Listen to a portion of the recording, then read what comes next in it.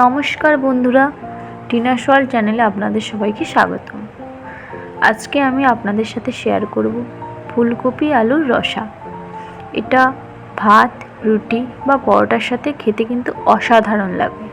তো খুবই সহজ বানানোর উপায়, খুব কম মশলাই বানানো হয়। তো আপনারা যদি বানাতে চান তাহলে এই ভিডিওটা অবশ্যই দেখবেন। তাহলে চলুন শুরু করা। প্রথমে আমি একটা কড়াইতে সর্ষের তেলটাকে ভালোভাবে গরম করে নিয়েছিলাম। এরপর মাঝারি সাইজের কেটে রাখা আলুগুলো দিয়ে ভালোভাবে লাল লাল করে ভেজে নেব। আর আলুটা ভাজার সময় আমি সামান্য অনুযায়ী লবণ ব্যবহার করব।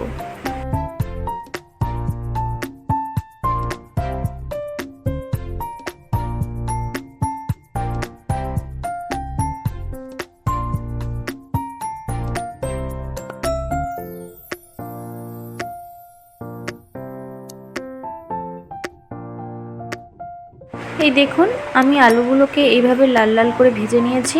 তাহলে আলুগুলো আমি একটা পাত্রে তুলে নিই। এরপর ওই কড়াইতেই আমি কেটে রাখা ফুলকপি দিয়ে ভালোভাবে ভেজে নেব। এই ভাজার সময় আমি কোনো নুন বা হলুদ ব্যবহার করব না। ফুলকপিটাকেও ভালোভাবে লাল লাল করে ভেজে নেব।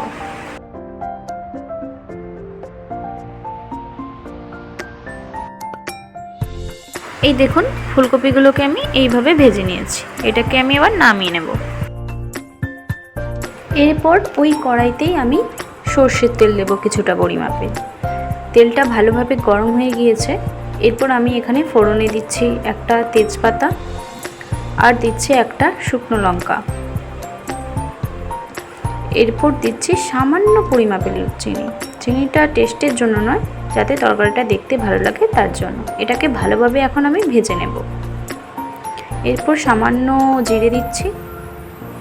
এরপর আমি একটা মশলা তৈরি করে নেব। তার জন্য আমি এখানে দিয়েছি কিছু রসুন, আর দিলাম আদা, আর দিলাম একটা পেঁয়াজ।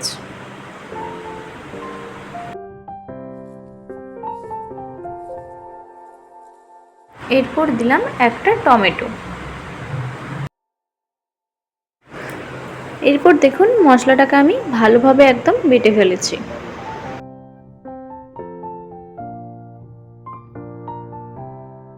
এরপর আমি মশলাটা ভালোভাবে ওই তেলের মধ্যেই দিয়ে দেব।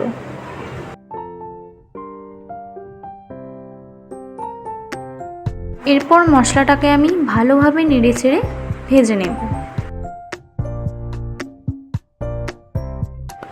মশলাটা থেকে তেল বেরিয়ে গিয়েছে। এখানে আমার মশলাটা ভালোভাবে ভাজা হয়ে গিয়েছে। এরপর আমি কিছু মশলা ব্যবহার করব। প্রথমে দিয়ে দিলাম হাফ চামচ হলুদ গুঁড়ো। এরপর দিলাম 2 চামচ লঙ্কা গুঁড়ো, আর দিলাম 1 চামচ জিরে গুঁড়ো। এরপর এই মশলাগুলোকে আমি ভালোভাবে মিশিয়ে নিচ্ছি। মশলাটা যাতে পুড়ে না যায় তাই আমি এখানে সামান্য পরিমাপের জল ব্যবহার করছি। জলটা দিয়ে ভালোভাবে মশলাটাকে ফুটিয়ে নেব। এই মুহূর্তে আমি স্বাদ অনুযায়ী লবণ ব্যবহার করব।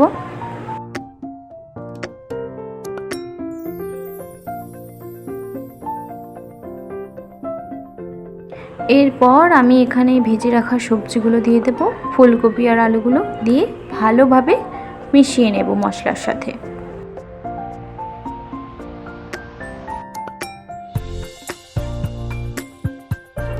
এবার সবজিগুলো যাতে সেদ্ধ হয়ে যায় তাই আমি এখানে জল ব্যবহার করছি। জলটা দিয়ে ভালোভাবে সবজিটাকে মিশিয়ে নেব। এরপর ঢাকা দিয়ে আমি ভালোভাবে আলু আর ফুলকপিটাকে সেদ্ধ করে নেব।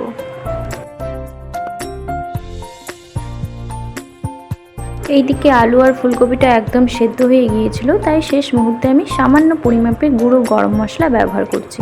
এটাকে ভালোভাবে মিশিয়ে আর একটু জল কমিয়ে নিলেই আমাদের ফুলকপি আলুর রসা একদম রেডি হয়ে যাবে। এই দেখুন, আমার এখানে ফুলকপি আলুর রসাটা একদম রেডি হয়ে গিয়েছে। আর ঝোলটা আমি এতটাই রাখবো। তো আমার যদি ভিডিওটা আপনাদের ভালো লাগে তাহলে অবশ্যই লাইক কমেন্ট করবেন। আরও এরকম নানা রকম রেসিপি পাওয়ার জন্য অবশ্যই চ্যানেলটা সাবস্ক্রাইব করে পাশে থাকা বেল আইকনটা অন করবেন। তো সবাই ভালো থাকবেন, সুস্থ থাকবেন। ধন্যবাদ।